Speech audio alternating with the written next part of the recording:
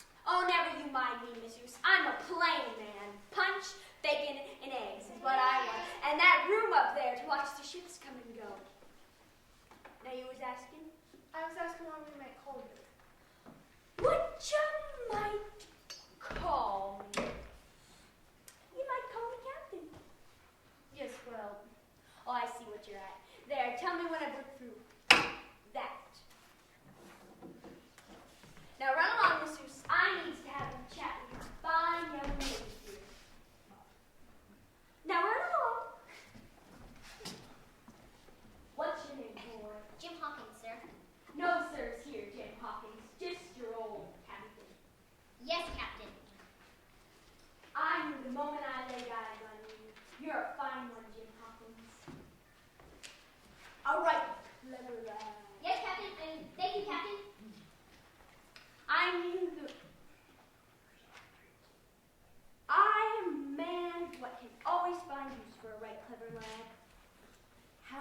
to make a little coin inside. No, nothing to be afraid of. I just sees you got eyes and ears and might be wanting to put them to use. I don't know, sir. Captain. Tell you what, you just keep your weather eyes open for a seafaring man with one leg, and the good captain will give you a bright, shiny 4-penny piece on the 1st of every month. I don't know, Captain. I know they wouldn't like it. That's why it's got to stay under a secret. You can keep a secret, can't you, Jim? Good. Done and done. A seafaring man with one leg, mind you. All right, now you be a good lad and help a weary old captain up to his berth so he might have a nice spot of punch followed by a nice long rest.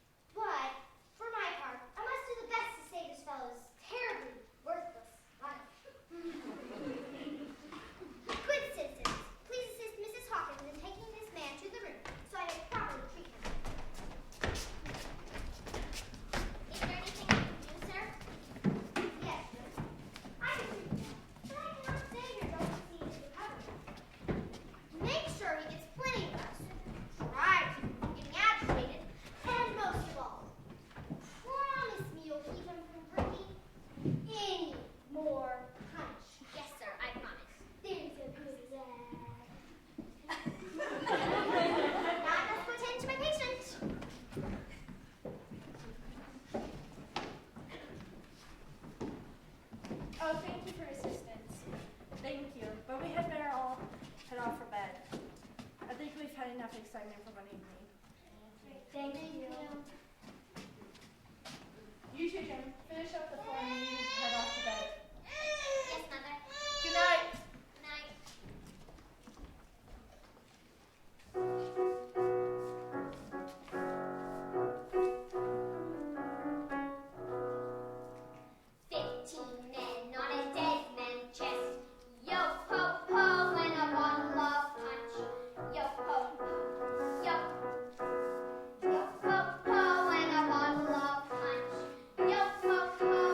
Yo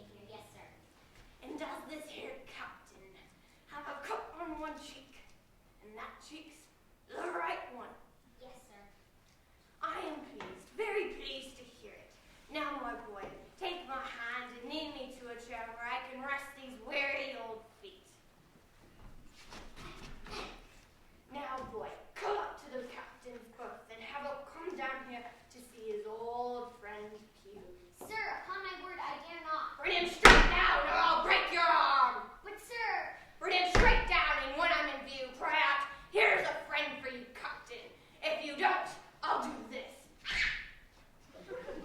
All right, I'll do it. Captain. What is it, Jim? Save a nice splash of punch for her. Captain, there's punch for you. Ah, yes, my boy. Punch. That's what your old captain wants. I'll be right down.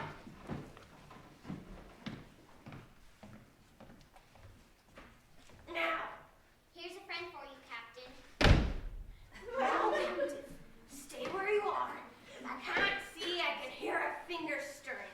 Stay nice and calm, and we'll talk a bit just like old shipmates ought to. I'll hold on to this nice young lad here to make sure nothing untoward happens to your old friend's pew. Now look here, you've run me down, and here I am. So speak up. What is it you want? Oh, you know what it is.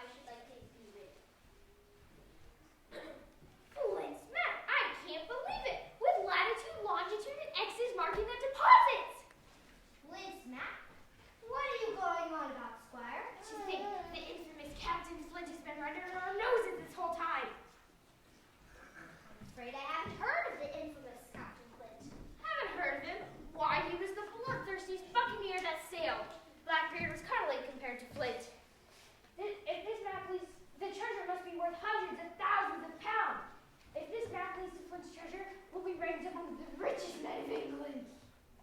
But how will we collect this buried treasure? If that's what it is. Simply, my man, simply. I'll fit out a ship from Bristol, we'll all sail together. You'll be ship's doctor, Hawkins will make a famous cabin boy, and I'll be admiral. We'll have that treasure inside a year. But, Squire, Jim's just a boy. His mother needs him here, especially after tonight. And the country doctor can't just up and leave his practice. Nonsense. I'll make sure Hawkins' mother's taken care of, and the surgeon from Bristol can tend to your claw. Now, what do you say, gentlemen?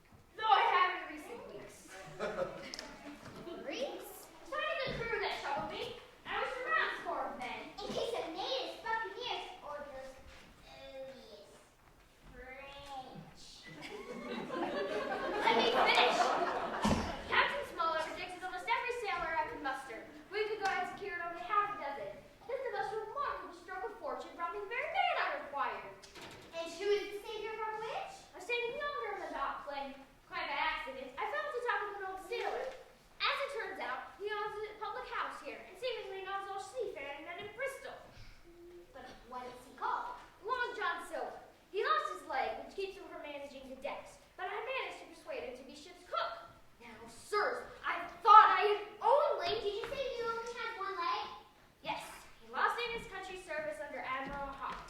But he's the most remarkable man. As I was saying, thought I had a really hard cook, but Silver ran enough of crew to go for Patriots. The toughest, self-imaginable. Ahoy, mates! Squire. Well, dash me buttons, but never have I seen such a fine and worthy of a man set to faring on the sea. Well, here's the man himself. Sirs, this is Long John Silver.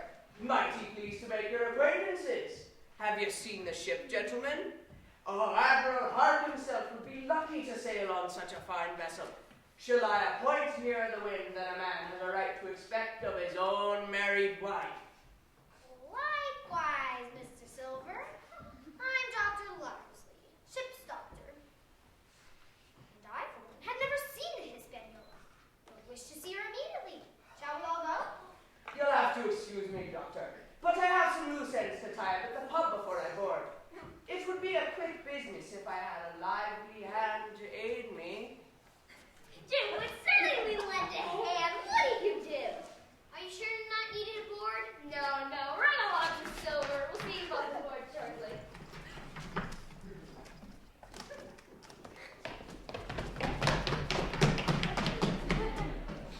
So you must be young Master Harkins, our new cabin boy. Mighty pleased I am to meet ya. That was a mighty brave thing you did facing those buccaneers. Thank you, Mr. Silver. Just call me Long John. We should get on well, Harkins, for I'll stake me, Davy, I should be rated ship's boy, and you first mate. If you'll pardon my asking, but you lost your leg serving England? No need for pardoning among mates, me lad. Sure enough, I lost it under Admiral Hawke himself, and left with no pension neither. But I'd do it again if given the chance. You were ship's cook for Admiral Hawke. Nah, bosun's mate. Why, when I was an able-bodied seaman, I'd have jumped to the crow's nest, quick as lightning. But what can I do these days with this old timber to hobble on? Now I do what I can, mind ya. Ship's cook, for instance, and I'll make the best victuals this crew ever ate. So let's be a good bunch of people and run along to the inn and grab up some odds and ends. Yes, sir, Mr. Silver, right away. Now, Jim, you're a lad, you are, but smart as paint, I say. I could see that when I laid me weather eye on you.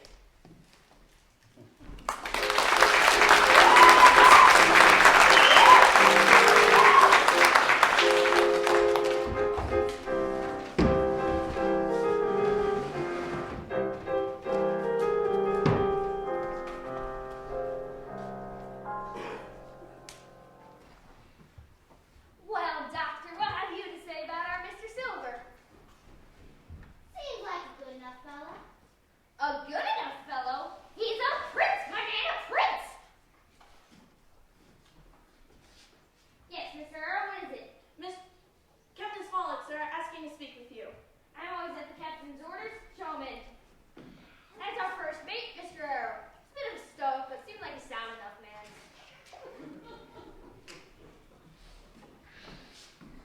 Yes, Captain, what do you have to say? Well, sirs, to speak plain, I don't like this crew. I don't like the men you've hired for it. That's short and sweet. Possibly, sir. You don't like your employer either! Easy, Squire. Easy. You say you don't like this. Why? I was engaged, sir, to sail this ship where this gentleman should bid me. But now I hear we're going after treasure. Careful, my own hands, mind you. I don't like treasure voyages, and especially when they're secret, and the secret is known to everyone involved. Yes, we're taking risks, but we're not so ignorant as you believe us. Now, you say you don't like the men. Are they not good seamen? They're all capable seamen, Doctor, but I just don't trust them. I've hardly ever laid eyes on any of them in Bristol. That is until you took John Silver into your confidence. Soon after, they started coming out of the woodworks. Well, now, Captain, tell us what you want. Well, gentlemen, if you're bound and determined to go on this cruise, I would have you put your most loyal men in this section of the ship. I would also recommend you have the crew move all the muskets and gunpowder to here from where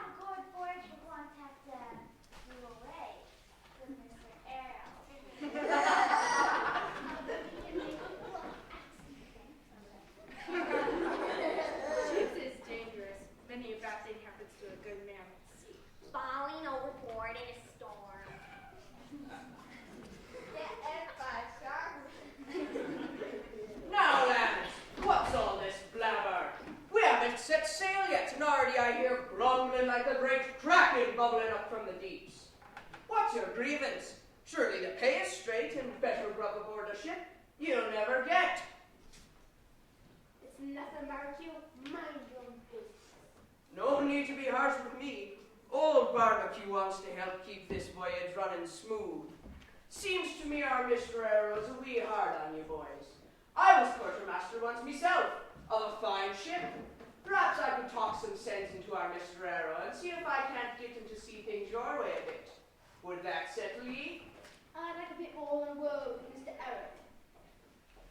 Well, if a word don't do, then I'll try something a wee more convincing.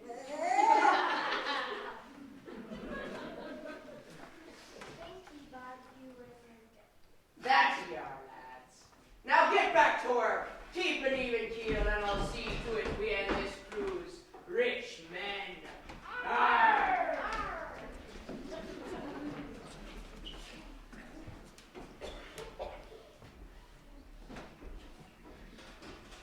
Harkins, me lad.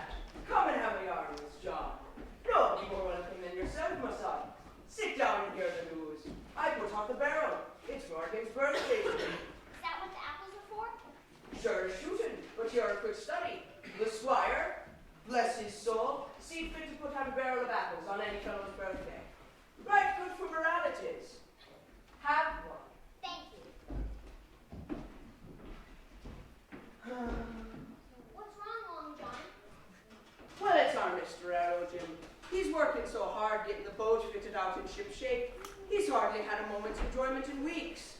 So I thought I'd bake him a fine cake, a sort of thank you from the crew. But I haven't anything fine to make the icing out of. Say, Jim, you don't know where the officers keep their store of brandy, do ye? I think I do. You couldn't get me just a drop, could ye? I don't think the captain would be at all pleased, Mr. Silver. Now, son, just call me John. I knows it sounds a little off, but it ain't. Haven't your mum ever baked you a surprise cake? You know, for her birthday? Well, sure she has, but... See, the way with surprises is the more that knows, if you see what I mean. And soon Arrow'd know before the surprise was surprise. You see? I see. Now you know old John, an honest man. Do you think you could be a good lad and grab me up a bottle right quick? All right, I'll bring it to you tonight. Thank you, my boy. I won't forget you.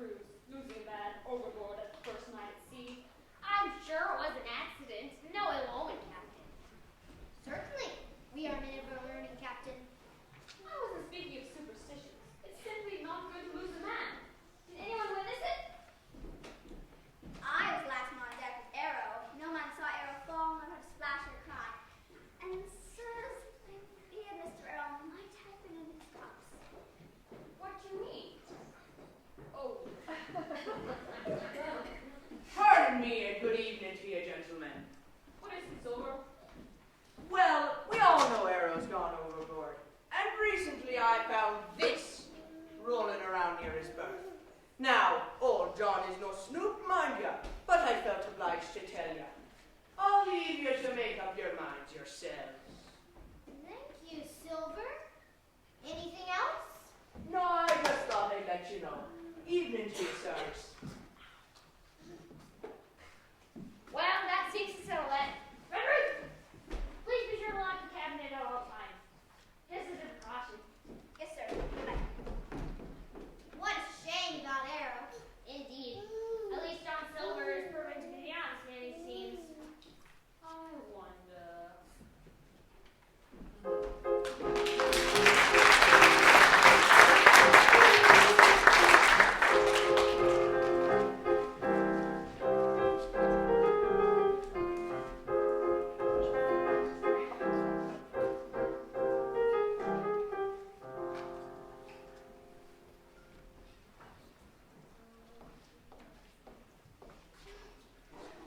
Not I. Flint was captain. I was quartermaster. He was a flower, but not was Flint. Now I laid up 2,000 working for Flint. 'Tis saving that does it. That's not bad for a man before the mast. Where's Flint's men now? Why, most of what's left of them are aboard this ship. No, I can see her as smart as paint. I could see that when I laid me weather eye on ya. So I'll talk to you like a man. They was the roughest crew afloat, old Flint's crew. Some was feared of Pew, and most was feared of Flint. But Flint, his own self, was feared of me. No, I'm not a boasting man, and you've seen how easily I keep company. But when I was quartermaster, lambs wasn't the word for Flint's old buccaneers. I don't have half a quarter, but this job me near until I had this talk with you, Joe. And that was my home with that. Mine too. Brave and smart lads, ye are too. Finer figures of gentlemen of fortune I never clapped eyes on. Now, how long are we going to go about obeying orders? I've had enough, sir. I want to go to that cabin and live high off of pickles and cakes. Here's what I say, and listen close. You'll work hard, and you'll stay put until I give the word. Then the good captain will get us to the island, help us load the booty, and when we're halfway back and well into trade winds, then we'll do it, and not a moment sooner. Stick by old barbecue, and you'll be rich as kings. All right, Silver, we'll do it. Smart ye are, lads. Smart ye are.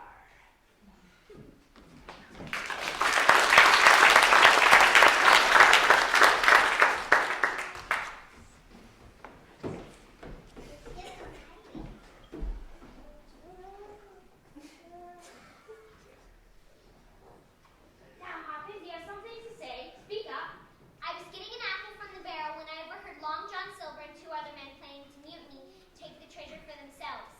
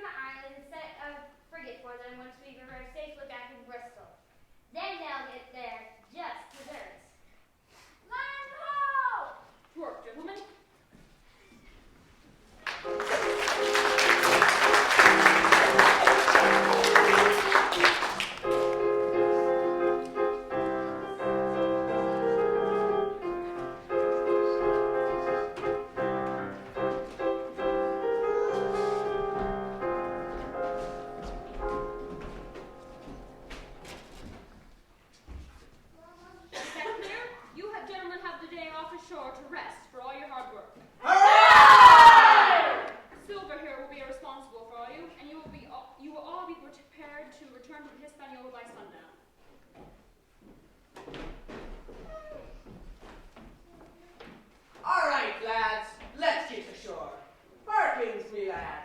This seems just like an adventure for a boy.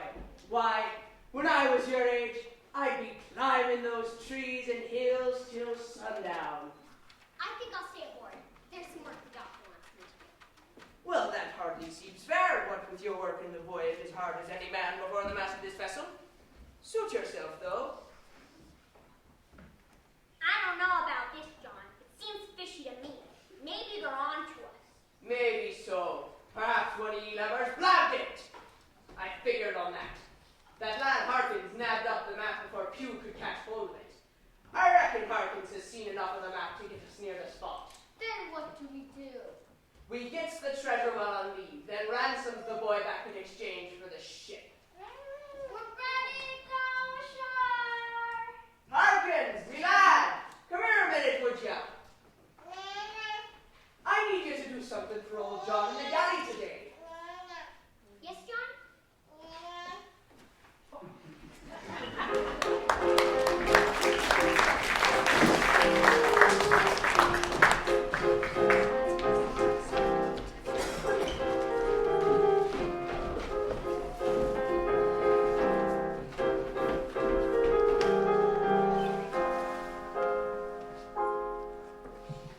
Stop there, you men. What or who have you got in the sack? It's Hawkins they've got. The act is up. We've got to move fast. What do you suppose they mean to do? You get the boy back once we got the treasure. You come ashore, we take the ship, and we'll leave you the boy. Then we'll ship you back enough supplies until we can send a boat back for you.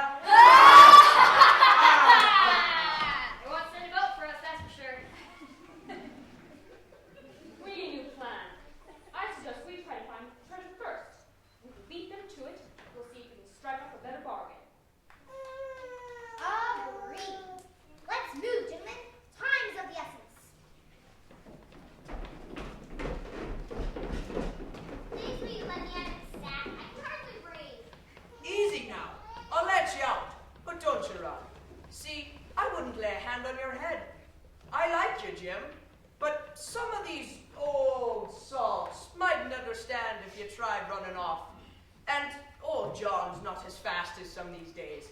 If one of these ruffians got you first, I mightn't be able to stop him from doing you harm. Please will you just let me out of the sack? All right. Now all you have to do is point the way, and you'll be safe and sound with your captain and doctor and squire in no time. Never! Seems young Master Harkins doesn't know our ways. You'd best tell him.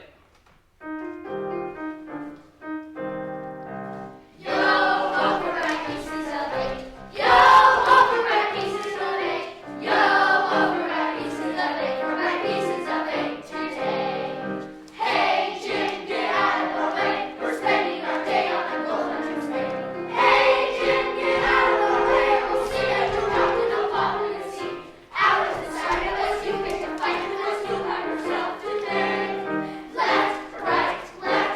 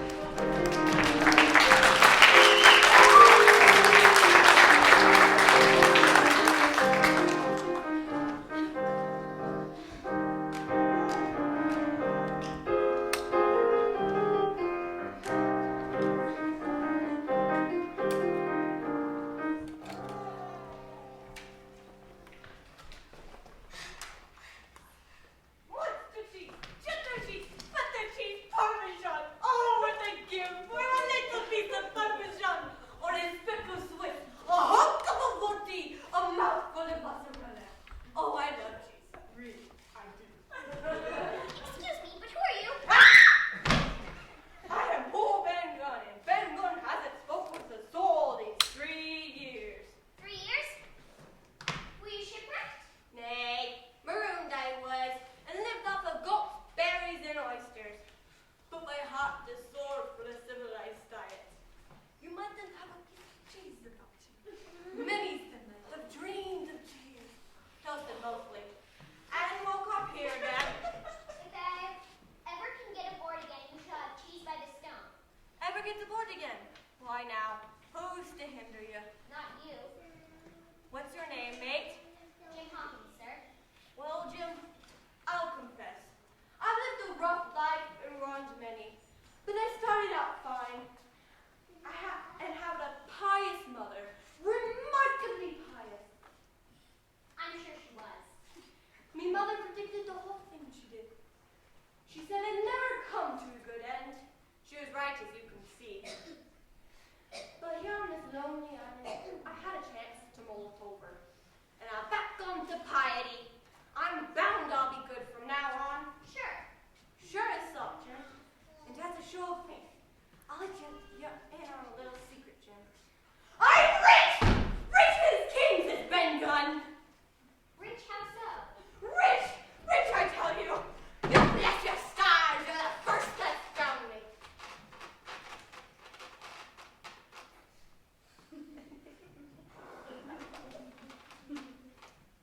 Now tell me, that ain't Flint's ship, is it?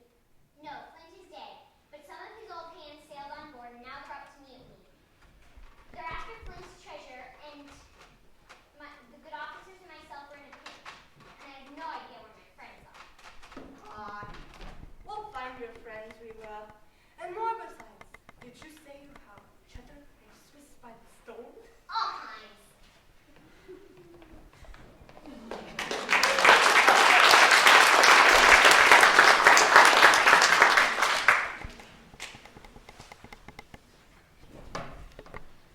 According to the map, this should be about the spot. And observe, Dr. Smollett, the ground's been none too recently torn up here. Shows we may be late for some months. Look here, it's a gold coin. And what's written on this plank? Walrus. Why, that's Flint's ship. What could it mean? It means we're out of luck. Clearly, someone other than our ship has found this treasure some while ago. Well, if we have no idea where the location of the treasure is, we must return to the ship. But what about poor Jim? Yes, in a good conscience, I cannot leave him to the nasty fate of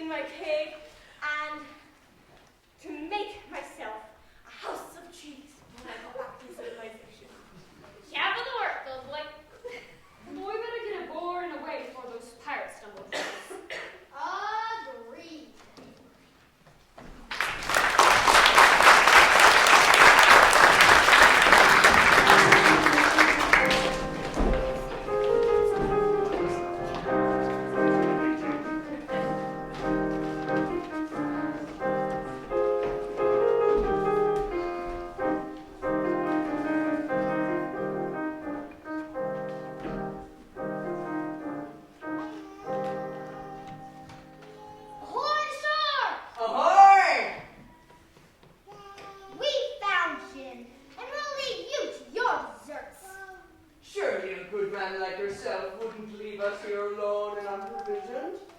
Have mercy. You'll see we've left enough food for a while, and muskets, powder, and shot to feed yourselves until the frigate comes to get you. Ahoy, Silver! Ahoy, sir! You won't find us all together, Heartless. We've left you the treasure map, and possibly by some stroke of luck, you will get off the island before Her Majesty's frigate comes to get you. You'll all be gentlemen of good fortune.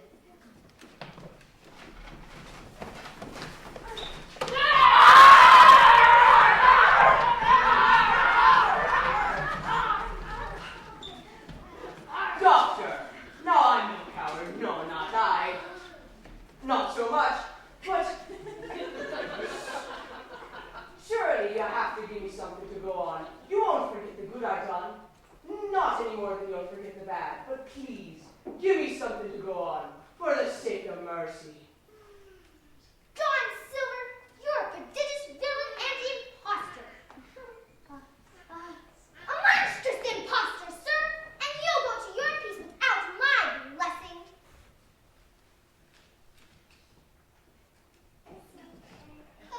Captain, let's away. Red Root, fall anchor. Hunter, Joyce, tend to the sails. And Jim Hawkins, you keep a sharp lookout for danger, just as you've always done. Aye, aye, Captain. I've had enough